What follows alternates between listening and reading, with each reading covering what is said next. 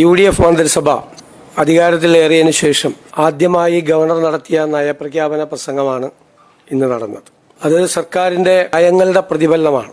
കേരളം ഒരു പുതുയുഗത്തിലേക്ക് ചുവടുവയ്പ് നടത്തുകയാണ്. ഒരു പുതിയ കാലത്തിലേക്ക് കടന്നു വരികയാണ്.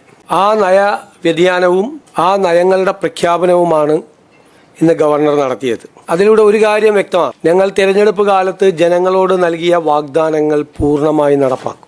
എല്ലാ വെല്ലുവിളികളെയും ജനാധിപത്യപരമായ മാർഗത്തിലൂടെ അതിനെ മറികടന്ന് അതിനെ അതിജീവിച്ച് ഈ പുതുയുഗത്തിലേക്കുള്ള യാത്ര തുടരും. നിങ്ങൾക്കറിയാം, 5 ഇന്ദിരാ ഗ്യാരണ്ടികളും പ്രഖ്യാപിച്ച് നടപ്പാക്കും. 2 തീരുമാനമെടുത്തു കഴിഞ്ഞു.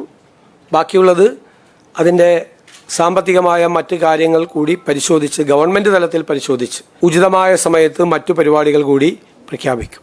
ഞങ്ങളുടെ സ്വപ്ന പദ്ധതികൾ കേരളത്തിനെ ഒരു തുറമുഖ നഗരമാക്കി മാറ്റുക എന്ന വലിയ സ്വപ്നം. 2 അന്താരാഷ്ട്ര തുറമുഖങ്ങളെയും ഒരു കണ്ടെയ്നർ ടെർമിനലിനെയും 17 മിനി തുറമുഖങ്ങളെയും ഏകോപിപ്പിച്ചുകൊണ്ടുള്ള വലിയൊരു പദ്ധതിക്ക് ഈ സർക്കാർ തുടക്കം കുറിക്കും.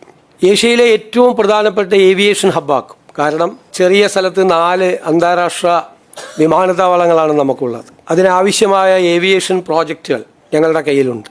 ഏവിയേഷൻ ഹബ്ബാക്കി സൗത്ത് ഏഷ്യയിലെ ഏറ്റവും വലിയ ഏവിയേഷൻ ഹബ്ബാക്കി കേരളത്തെ മാറ്റാനുള്ള പദ്ധതിയാണ്. അതോടൊപ്പം തന്നെ 10,000 MSMEകൾക്ക്, ചെറുകിട ഇടത്തരം വ്യവസായ സംരംഭങ്ങൾക്ക് സർക്കാർ പലതരത്തിലുള്ള സഹായം നൽകും. അതെല്ലാം ബജറ്റിൽ പ്രഖ്യാപിക്കും. കാർഷിക മേഖലയെ ഉണർത്താനുള്ള പദ്ധതികളുണ്ടാവും.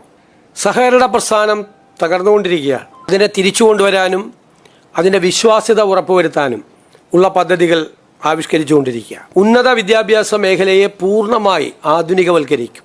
ലോകം മുഴുവൻ മാറിക്കൊണ്ടിരിക്കുമ്പോൾ നോളജ് എക്സ്പ്ലോഷൻ നടക്കുന്ന ഒരു കാലത്തിന് അനുയോജ്യമായ രീതിയിൽ ഏറ്റവും പുതിയ അറിവുകളെ മുഴുവൻ കേരളത്തിലേക്ക് കൊണ്ടുവന്ന് അതിനെ കേന്ദ്രീകരിച്ചുകൊണ്ടുള്ള ഒരു ഉന്നത വിദ്യാഭ്യാസ രംഗത്തുണ്ടാകുന്ന മാറ്റം നമ്മുടെ സർവകലാശാലകളെ, സ്ഥാപനങ്ങളെ എല്ലാം വലിയ സെന്റേഴ്സ് ഓഫ് എക്സലൻസ് ആക്കി മാറ്റുന്നതിന് വേണ്ടിയിട്ടുള്ള ശ്രമമാണ് നമ്മൾ നടത്തുന്നത്.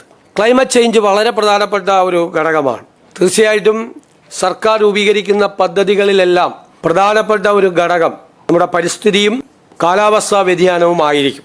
സസ്റ്റൈനബിൾ ഡെവലപ്മെൻ്റ് ആണ്, സുസ്ഥിര വികസന മാതൃകയാണ് സർക്കാരിൻ്റെ ഏറ്റവും വലിയ താല്പര്യം. നമ്മൾ കേരളം ഇന്ന് നേരിടുന്ന ഏറ്റവും വലിയ വെല്ലുവിളികളിൽ ഒന്ന് മയക്കുമരുന്നാണ്. ആ മയക്കുമരുന്ന് ശൃംഖലയെ തകർക്കാൻ ഒരു വിട്ടുവീഴ്ചയും ഇല്ലാത്ത നടപടികളുമായി ഗവൺമെൻറ് പോകും. അതിന് വിവിധ വകുപ്പുകളെ ഏകോപിപ്പിക്കും. തീരപ്രദേശത്തെ ജനങ്ങളുടെ സങ്കടങ്ങൾ മാറ്റാനുള്ള നടപടികളുണ്ടാകും. മലയോര കർഷകരുടെ വിഷമങ്ങൾ, വന്യജീവി സംഘർഷവുമായി ബന്ധപ്പെട്ട പ്രശ്നങ്ങൾ പരിഹരിക്കാനുള്ള ആധുനികവും പഴയ നിലനിൽക്കുന്നതുമായ പദ്ധതികളെ സംയോജിപ്പിച്ചുകൊണ്ട് ഉണ്ടാകും. പൊതുജന